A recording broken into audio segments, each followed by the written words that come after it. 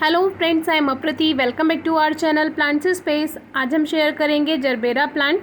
Gerbera flower आप सभी ने ज़रूर देखा होगा, क्योंकि जरबेरा फ्लावर ज़्यादातर डेकोरेशन में या फिर फ्लावर बुके में यूज़ होता है। और आपने ये फ्लावर ज़रूर देखा होगा, काफ़ी ब्यूटीफुल फ्लावर्स होते हैं और डिफरेंट कलर्स में और डिफरेंट वैरायटी में आते हैं।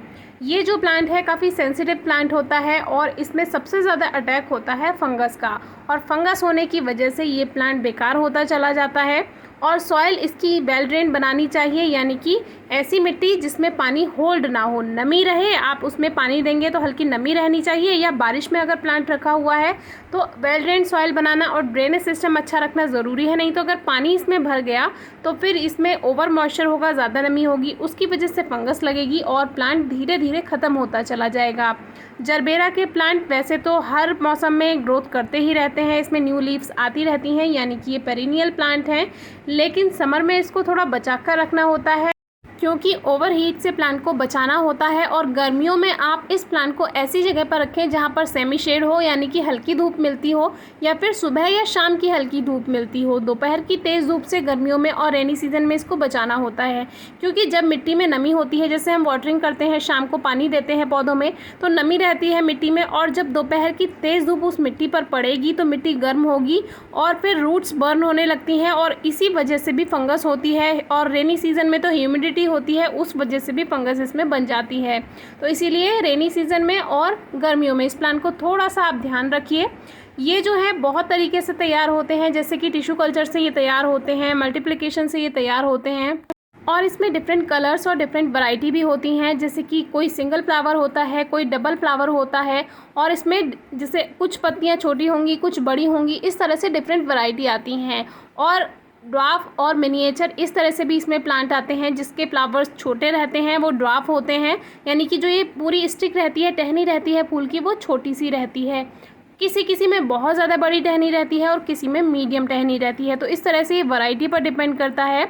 और एक बात, जितनी भी प्लांट में सूखी लीव्स होती हैं, यानी ये जो ड्राई लीव्स हैं, इनको आप टाइम टू टाइम हटाते रहें, क्योंकि फंगस यही बना सकती हैं अगर नमी होगी मिट्टी में। और ये सूखी पत्तियां यहाँ पर मिट्टी में लगी रहेंगी, मिट्टी से टच होती रहेंगी, तो वहीं से ही इसमें फंगस बन जाती है।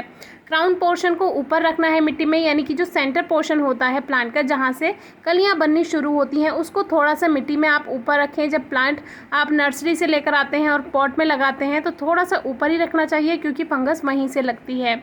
और इस तरह से देखिए, इसमें हमें बहुत टाइम से फ्लावर्स मिल रहे हैं। ये भी जो वैरायटी पर डिपेंड करता है, कुछ वैरायटी समर में फ्लावर्स देती हैं, कुछ वैरायटी विंटर में फ्लावर्स देती हैं, और कुछ पूरे साल फ्लावर्स देती रहती हैं। तो ये जो वैरायटी हमारे पास है, ये लगभग हमें हर मौसम में फूल देती है, हर मौसम में इसमें हमें फ्लावर्स मिलते हैं। सर्दियों में इनकी जो लीव्स हैं वो हल्की हल्की ब्लैक होने लगती हैं, लेकिन वो नेचुरल कलर होता है।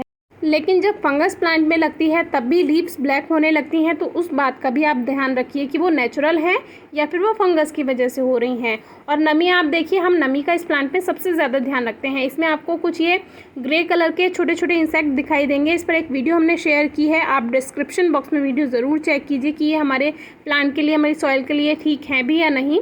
तो ये जो नमी आप देख रहे हैं पॉट में, इस तरह की हल्की नमी रहनी चाहिए। ओवर मॉइस्चर जब हो जाता है, यानी कि सॉइल सॉगी नहीं होनी चाहिए।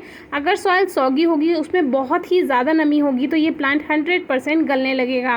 तो अब ये प्लांट पुराना होने लगा है, और जैसे कि गर्मियाँ हैं तो अब जो पेटल्स हैं वो भी हल्की हल्की बर्न होने लगी हैं। काफ़ी दिन से ये फ्लावर खिल रहा है। तो आज की वीडियो में हमने हर मौसम के फ्लावर्स आपसे शेयर किए हैं, जैसे जैसे इसमें फूल आते गए।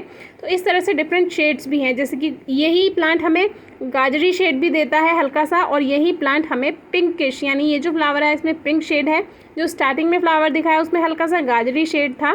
तो थोड़ा शेड चेंज होता रहता है कलर का, ये मौसम पे भी डिपेंड करता है। और प्लांट में न्यू ग्रोथ भी है, जबकि गर्मियों से प्लांट आया है और रेनी सीजन स्टार्ट हो चुका है। तो अब हम ये जो क्राउन पोर्शन है इसको आपको ऊपर रखना है। अगर आप इसको मिट्टी में दबा देंगे तो वहीं से ही प्लांट गलने लगेगा ओवर मॉइस्चर की वजह से, तो इसको आपको ऊपर ही रखना है। सनलाइट हमने बता दी है, नमी भी बता दी है, बहुत हल्की रखनी है, और फर्टिलाइज़र की कोई खास रिक्वायरमेंट नहीं होती है। एक साल में 3-4 बार भी अगर आप कोई भी फर्टिलाइज़र दे देते हैं, काऊ डंग, वर्मी कंपोस्ट या कोई भी लिक्विड फर्टिलाइज़र, तो भी प्लांट अच्छी ग्रोथ करता रहता है। और अगर वेल ड्रेन्ड सॉइल नहीं है, आपको लगता है कि मिट्टी में पानी भर जाएगा, तो आप इसको बारिश के मौसम से बचा कर रखिए। और कोई क्वेरी हो तो पूछिए। Thank you.